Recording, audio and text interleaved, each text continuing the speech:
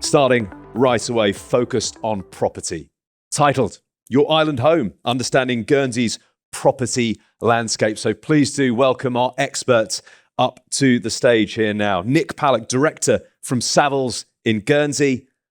Davey Marquand, partner of the law firm Carey, Olsen, and Oliver Westgarth, founder of Studio Architecture and Design. Morning to you all. Thanks very much for joining us on the stage, guys. And I think what many people will be wondering sitting here today will be, look, can I just make the move to Guernsey, get on the property ladder there? How does it all work? Perhaps, Nick, I could start with you with your expertise at Savills. What is the situation for people here today when it comes to potentially moving to Guernsey, how they might approach the property side of things? Yeah, so it is relatively straightforward and quite a simple jurisdiction to move to from a property point of view. Joe gave us a really good intro into the two markets that we've got, the local and the open market. And certainly on the open market, buying a property or even just renting a property will give you that residency and get you into the island and can happen relatively quickly. I just wonder if we can come to you, Davey, on that side of things, because that sort of open local market side of things might just need perhaps a little bit more explaining for our audience in terms of what it all means. Do you want to sort of just come in on that? Yeah, so there's 1,500 houses originally that were designated open market. The majority of those are Part A. And as Joe and Nick's explained, that's your route in. It is a very easy route in. Effectively, right of abode in the UK, you could just walk in the door. You buy or rent a property on the Part A and you're in.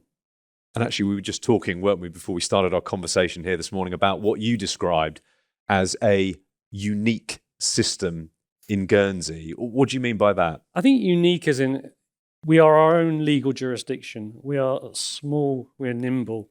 We've got access to all the services very easily. And I think that's what's very efficient in Guernsey is the access to all of that. Not only is it easy to get in, when you get in, you've got access to all you need. Very simply. I think it's a very user-friendly jurisdiction.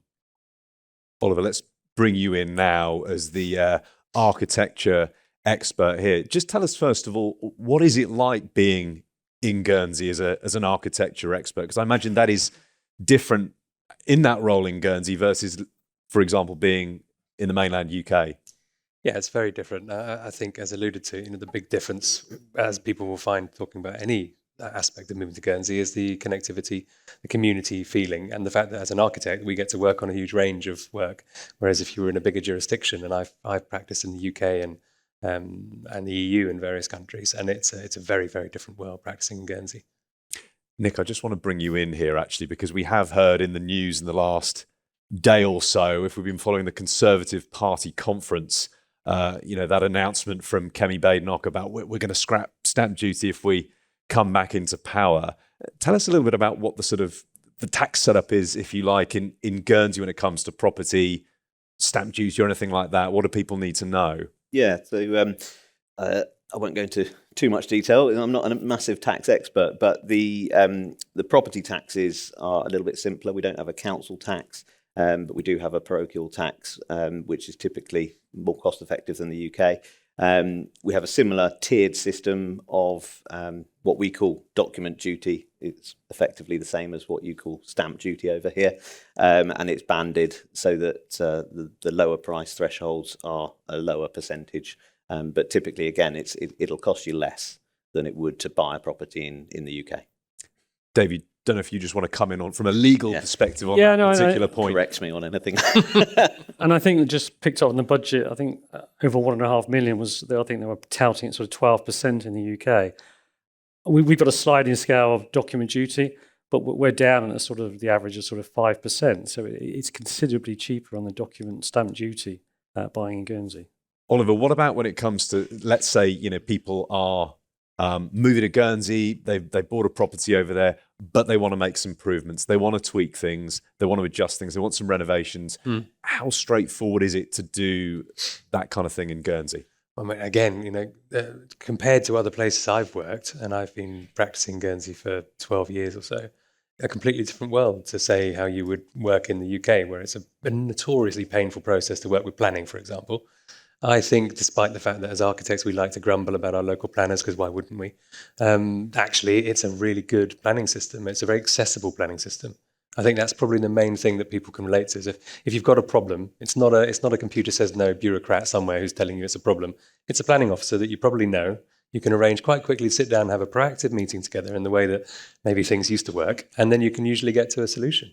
That's a really important point, isn't it? Perhaps being in that small island, that small jurisdiction, The big can benefit. things be done more quickly, more effectively? As you say, a lot of people know a lot of people. I think so, and a lot less painfully, compared to I've practiced in Southern Europe as well, and that comes with a whole new level of brown envelopes and all the rest of it. So, it's a British-style clean system, but it's just a bit more old-fashioned and easier.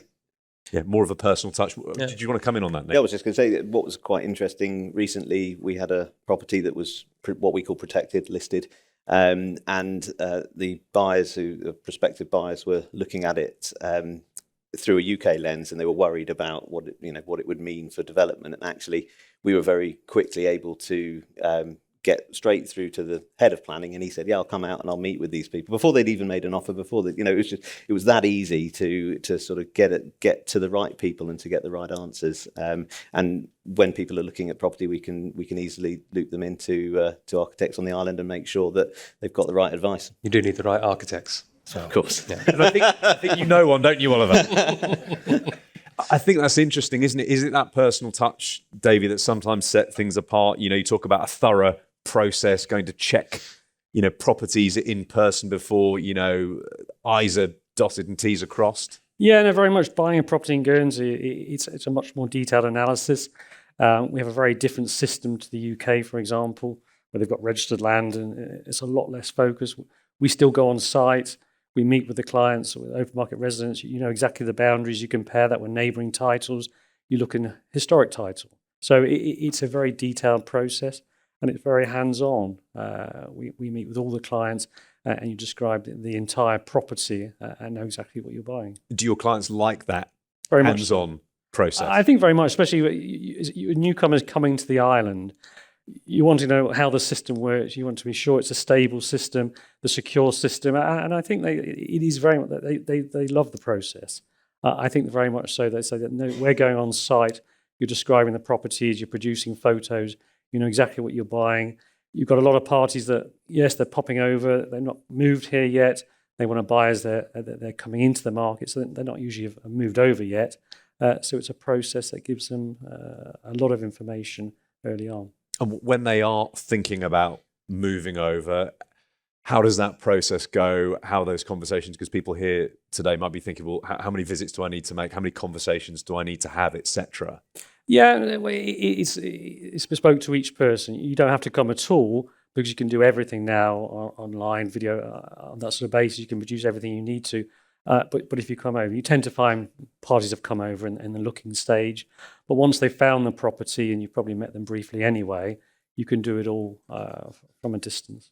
Nick, let's talk about the open market a little bit more, because I think people here today who might make the move to Guernsey will be thinking about the open market options. Yeah. What sort of average prices are we talking about here? And maybe that might be put into context with perhaps other big cities in the UK, perhaps. So, as I think Davey said, there's about 1,500 houses on the open market. So there's a good amount of choice, but it's a relatively small pool. So when we're talking about transaction volumes, in a busy year, we might see 100 sales or so. Average values, therefore, can be a little bit sporadic because you're taking a small sample pool. But at the moment, the Q2 figures showed an average, I think they call it a raw median figure for the open market of about 1.6 million. But there is everything from, £700,000-800,000 bungalows and terrace properties all the way up to, we sold one at 25 million last year. So wow, there's a good range.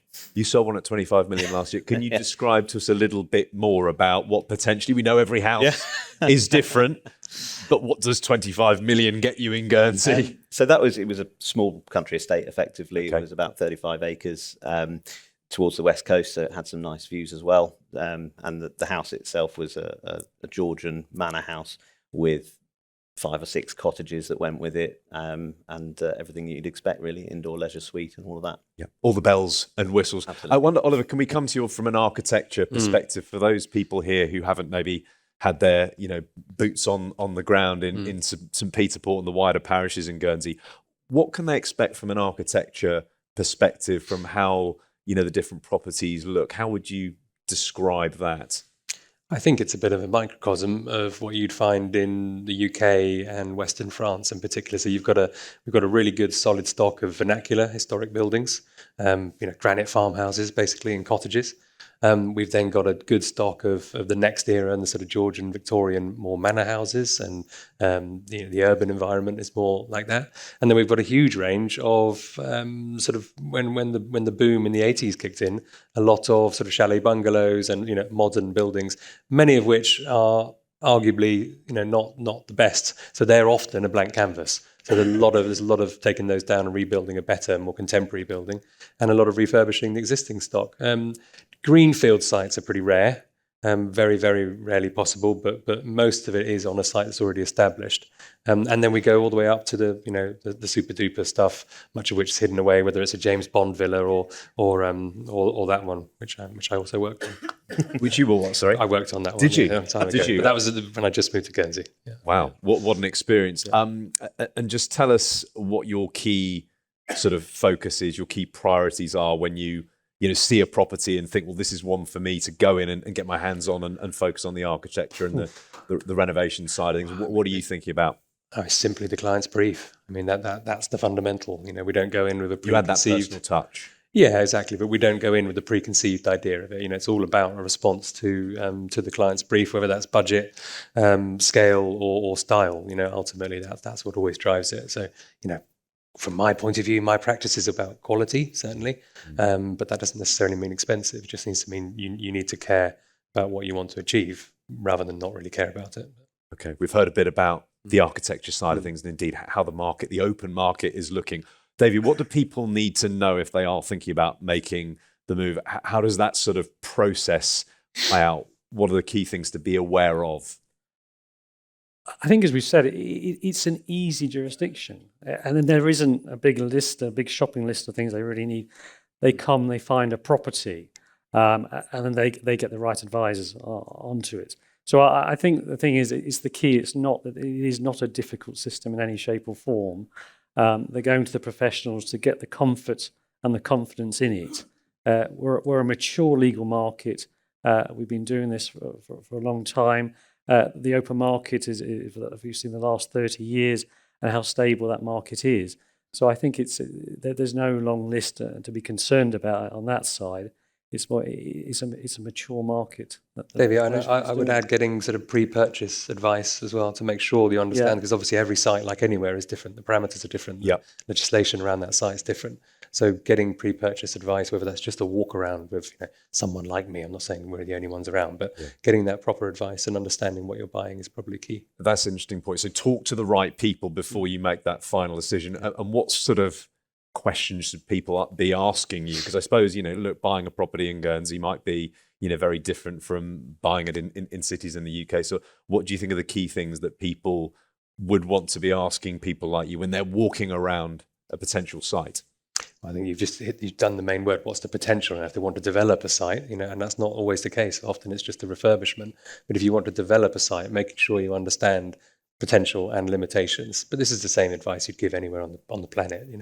That's probably the main one for me. It's probably worth also chatting to Davey or your legal advisor about, are there any covenants over the property to perhaps stop you from building in a certain direction? It's quite rare, relatively speaking, in Guernsey that you would see that, but it's worth asking the question up front and getting an idea for whether or not there's any legal parameters as well as architectural planning. Including an understanding of cost as well. Yeah. There's nothing worse than underestimating what it would cost to do the thing you want to do, having already bought the property. Do a proper process and have the right chats. Okay, and this is called the Relocate to Guernsey Show. So we should ask you, Nick, about what the potential is to relocate in terms of, are there loads of properties out there for people to go and look at on the open market? Because obviously people might think, look, it's a small island, 60,000 people there. Yeah. Is there the stock available? Are there the houses out there available? Yeah, definitely. obviously everyone has a slightly filtered search, so you'll narrow it down. But at the moment, we've got about 30 to 40 publicly available properties. But I was having a look before coming out here. We've got another 20 or 30 sort of off market. So one of the key things that I always say is make sure you are in touch with us and getting registered so that we can then make sure that you've got everything before it comes to market. Yep. Because quite often, either for just personal reasons or just because of the staging of the process of getting something to market, it'll be off market before it then comes to market. So yeah, there's always more than you can see, but there should be a good enough range as well, even on the public side. Do you have a take on that sort of off-market, on-market side of things, Davey? I don't know. Is that a pretty important point that Nick has just touched upon there? I think with the sort of houses on the open market, people, a lot of it may not want to advertise. I think that's you come across they're for sale, but they don't really want to be advertising publicly. So you've got the off-market properties. Therefore, it is a reasonable amount for that. Okay. And in terms of those off-market options potentially, I imagine they can be quite popular in a small island to find the right property. So how quickly can things pop on there and actually they get snapped up? Yeah, so it definitely depends on the property. At the moment, we're seeing quite a lot of demand for properties that are finished and modern in terms of their styling, because I think people know they can just move in with their suitcase and the job's done. So at the moment, those are selling quite quickly. There's also a degree of older stock in terms of properties that might need modernisation, which would probably take a little bit longer because it's more of an investment for someone to put the time and the money into it. But we've sold quite a few properties this year off market, probably 60-40 in terms of what's on market, off market. What about the process itself, David, for people wondering, well, if I was to make the move, how quickly could things get sort of, turned around, if you like, from a legal perspective, from start to finish? Would it be quicker, for example, in the UK? Not necessarily. What's your take? It can be, I would say, 2 to 4 weeks can be the sort of the quicker end of it, sort of thing. But certainly tends to be 4 weeks tend to be the quickest, and then it's as quick as the transaction and the vendors' expectations are on that side as well. But it is, as I say, it's a user-friendly, it's hands-on system. It's a unique system. We still convey property through the courts. You have judges, effectively, every piece of land, which again is unique. People coming into the island, they quite like this, is that you see the transactions through the court, because effectively Guernsey's laws, which are steeped in Norman customary law, which based on law, we've got a mix of Norman law, we've got English law, got our own jurisdiction, and which effectively says you buy a property through the court still. So it's a quick process. You can get to the court. We have 2 courts a week, and you can get there quickly. So it's more about the survey time. Yeah. It's more about some of the searches time, which can all be done within a month. So just quickly, do you have, when you said 2 to 4 weeks there, do you have examples of clients you've worked with recently where that turnaround has been achieved, that sort of 2 to 4 week period? Regularly, you have an empty property and parties want to move in quickly. It's more about some of the statutory searches, the survey being done. You could do it within 3 to 4 weeks, definitely. I think I might just, in terms of the actual process, we have a standardised Guernsey Bar conditions of sale document, which is what you would exchange on effectively. Yeah. So it sets out the contract of Party A, Party B, buying property for X. And what we would tend to do, so we'll oversee the start of that process, and then we'll work with Davey and the legal teams to make sure that that process then gets followed. But that process of exchange can happen potentially before the 2 to 4 weeks, so that all parties know that they've got commitment. They can then start booking their removals lorries, etc. But the paperwork side of getting immunity certificates from planning and getting a declaration from the open market register, which is all part of the formalities just to make sure the buyers are covered, that can take a few weeks. Yeah. Okay, so a few weeks it can get done. Once it gets done, you might want to think, well, what changes, what amendments, improvements might I want to make to my home? I should flag at this stage that Oliver does have a very proud record, don't you, when it comes to your planning side of things in Guernsey. You've got this huge success rate in terms of things that have been approved and so on. I'm embarrassed saying it now. You put me on the spot. I've teed you up. Yeah, so we haven't had a refusal in planning terms in Guernsey, which obviously, if you watch television programs or you've experienced British planning, that's quite a sort of stamp of it's quite a badge. I usually wear quieter than this. So 100% record. Yeah, which I think and to be fair, I think any good architectural practice, and we're not the only one, should be able to achieve. It is about working with the right people, and it's a very reasonable planning policy. And so long as you're not trying something completely unreasonable, there should be no reason for you not to get an approval far quicker than you'd be used to anywhere else. Because that's a delicate balance, isn't it? Making the changes you might want to make to your home in Guernsey, but at the same time, preserving, the beautiful landscape that is there. Critical, and everybody, I think, on the island values that. But the scope is pretty broad. I mean, you only have to look at the good quality architecture that is on Guernsey. The sky is your limit. Anything you can do anywhere else, I think, arguably with the right site and the right understanding, you can achieve in Guernsey. I just wonder if I could touch on, because we've spoken a lot about the sort of bricks and mortar and the process side of things. What about a different angle, which is, maybe like garden space, for example, in a small island like Guernsey? People might be thinking, well, yeah, the property side of things sounds great, but, is there going to be much garden space outside in some of these open market properties? Yeah, so I was chatting before, we don't have sort of 1,000-acre estates and things like that in Guernsey. There wouldn't be much of it left, but we do have smaller estates. We've also got properties that sit on a good amount of land. I'd say probably a couple of acres in Guernsey feels like 10, 20 acres in the UK, because you've got that space around you. But there's a good amount of mixture. If you come out of St. Peter Port and sort of head west, things get a lot more rural, and there are more properties there that have got land.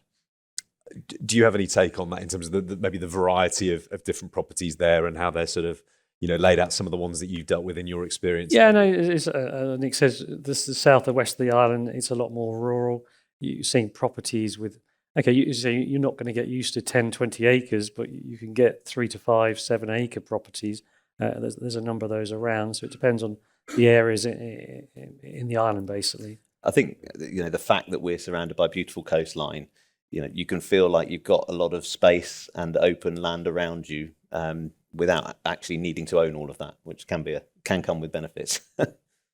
Just want to go back as well to the sort of the planning side of things as well, Oliver, because you did touch just before we started our conversation here that you're working on one at the moment that's a bit challenging, but you're saying potentially the way things are dealt with and resolved in Guernsey is a positive thing. You're dropping all my secrets. Yeah. So we're getting into the real sort of close-knit conversations. We've got a really controversial one, which was always going to be controversial on at the moment, the conversation. Basically, you go through the process like any other. You submit your application. You've done your prep work before then, and then instead of getting an email back from an unseen bureaucrat, you get an email back from a planning officer who because you've worked together multiple times. And then when you work together, you start to find compromises, and you start to be able to sit down with the decision makers very quickly to find whatever compromise is necessary to get that to get that scheme across the line. Which is just if you're in my world, that's a completely different universe. So there'll be people in this room who have had 2-year-long battles over doing a garage in the corner of their house, which has no one overlooking it. It's just a different world. Yeah. Okay. I just wonder, because we're going to move to some of your questions soon. So if you've got a burning question for Davey, for Nick, for Oliver, do let us know. We've got a couple of members of the team will be roving around with a microphone very shortly indeed. So if you introduce yourself, and if you've got a specific question for a specific member of the panel, do let us know. But I wonder, as maybe one of the final thoughts here, Davey, you could provide for the audience maybe one bit of advice. I know it's difficult maybe to pin down one bit of advice. I'm sure there's multiple things you would tell people. But if there's one thing you'd say to people, that you need to be aware of this, you need to think about this, what is it, do you think? Is it talking to the right people, for example? Well, no, exactly. I think it's doing your own due diligence as well. I say people do buy without the island, but it's just getting to know the island, and do your due diligence carefully, and spend the time on the island first. I think you need to understand. You can understand that in spending time in the island quite quickly. But I think using like Relocate now is a bit maturer. They've got the connections, and I think it's talking early on with the initiative of that. Because they're effectively a pool of information they've pulled back, and it's got maturer, it's got more nimble on that sort of basis. And I think it's getting to know the island more quickly. Okay, the Locate Guernsey team, as you said, here through the day to answer your questions should and when they come up. I want to ask each of you one question, actually, before we go to our audience here, because you've spoken a lot about properties, the options, the prices, the process. But actually, what is it you like about living in Guernsey? And I'm putting you on the spot slightly there, Davey, to come to you first. But for people who maybe haven't been to Guernsey, for people who haven't lived there, what is it you like about being there? It's lifestyle. I'm born and bred. I went away for 7 years. The island, I'm biased. It is a gorgeous island. There's no commuting. I do a lot of sport. It's the fact you've got accessibility to everything so quickly. Yes, you've got connectivity, but the connectivity is only like driving 2 hours. You come to England, you drive regularly 2 hours. The commute of a 45-hour flight. So it's the accessibility to everything on an island. And with all the benefits and the amazing restaurants, and it's lifestyle, really. The lifestyle. I think he's answered for all of us. He's answered for all of us. Is there anything you'd add to that? Anything so Davey picked up on there that you think actually, that's the key thing for me? I think it's community for me, and it's a bit of a sort of an addition to the lifestyle, but the community is very friendly, very welcoming, and you do build some real good relationships and bonds with the people around you. So you can come somewhere like this and you've got lots of friendly conversations going on, even if it's with your competitors or with people. That's a key, isn't it? You have to sort of, in a small community, you have to play fairly nice. You have to play over straight back. You're going to bump into might see you in the you'll bump into each other in the supermarket the next day. And then actually, once you stop being a kind of tearaway 20-year-old, actually, for most people, that's quite pleasant. It just makes for a really nice, pleasant community feel. And there's a real feeling of, I don't know if you guys feel the same, but I feel there's a real feeling of potential, particularly in the last few years, because of this ability to connect in a way that isn't so sort of broken since COVID and it relies on tech. There's a real sort of old-fashioned human connectivity, which I know there are people who are going to talk about this ahead of me, but for me, that's the big one. It's the community, real world lifestyle. It is the short commute. That'll be music to people's ears here. We'll be spending lots of time on maybe the district line or the central line. Right, let's get out to our team, who I think hopefully have the microphones moving around. Do we have any hands in the air? Any specific questions? We've got a couple of people over this side here, so I wonder if either Abby or Asta have the microphone at the ready. So Asta, we have a gentleman in the blue jumper here. And I should point out, please don't worry if we don't get to your question here, because the team and indeed the Relocate Guernsey team will be here through the day to answer your question. So, hello. Thank you. My name's Alan Blackwell. I'd like to follow up on the conversation you started about renovating existing properties. You've assured us that the planning cycle is really quick and there'll be no problems there at all. Assuming you've got your property, you've got your on the record as well.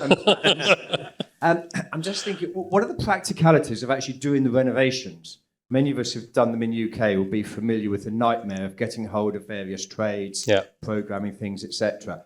I just wonder, on a small island, what's that like for the individual developer? It's a really good question, an astute one, because it is a real problem in terms of the labour market in Guernsey. It's fairly stretched as it is in the UK, and you're alluding to the same thing. I think it comes back to exactly the same points we've already made, which is you've got to set it up right. You've got to work with the right people.